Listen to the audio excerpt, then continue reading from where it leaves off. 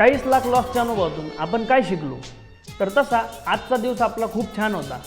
म्हणजे आपण ऑलमोस्ट आज सकाळी म्हणजे संध्याकाळी 8पर्यंत आपण $1000 प्रॉफिटमध्ये होतो.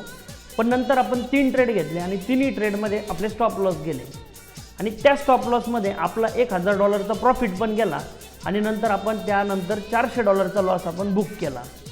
आता मित्रांनो, 40 लाख लॉसच्या अनुभवातून नेमकं आपण काय शिकलो? तर पहिली गोष्ट, ट्रेड माझ्या ऑपोजिट जात असताना मी ॲव्हरेज केलं नाही. दुसरी गोष्ट, रिव्हेंज ट्रेडिंग केली नाही आणि तो लॉस कव्हर करण्यासाठी ओव्हर ट्रेडिंग पण नाही केली. हे बघा, आपण ऑलमोस्ट 3 ते 4 दिवसापासून प्रॉफिटमध्ये, एक दिवस लॉस आला तो आपल्याला मोठ्या मनाने सहन करणं नाही. आपण जर रिव्हेंज ट्रेडिंग करू आणि रोज प्रॉफिटच पाहिजे असं म्हणून जर आपण ट्रेडिंग करायला लागलो तर आपलं कॅपिटल नक्कीच वाईप आउट होणार.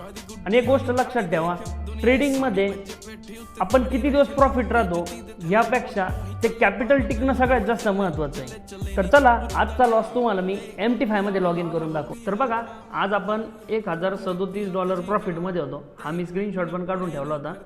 पण नंतर आपला लॉस झाला. आता मी तुम्हाला MT5 ला लॉग इन करून दाखवतो. इथं मेटाट्रेडर 5 ओपन केलं. इथं आज मी टुडे सिलेक्ट केलं. आज बघा, इथं $395चा आपल्याला लॉस झालेला आहे आणि हे आपले 2 स्टॉप लॉसेस खाली गेलेले आहे. ठीक आहे. तर आता बघा, मी जसं तुम्हाला म्हणलं आहे की आपण ऑलमोस्ट या वीकमध्ये प्रॉफिटच आहे. तर इथं बघा, आपण इथं लास्ट वीक सिलेक्ट करू. इथं आपण ऑलमोस्ट $4131 प्रॉफिटमध्ये मंडे, ट्यूजडे, वेनसडे, थर्सडेच्या ट्रेडमध्ये. आज आपण ट्रेडमध्ये लॉस बुक करतो आहे आणि फायनल आपला डे क्लोज होतो आहे $395 क्लोजमध्ये.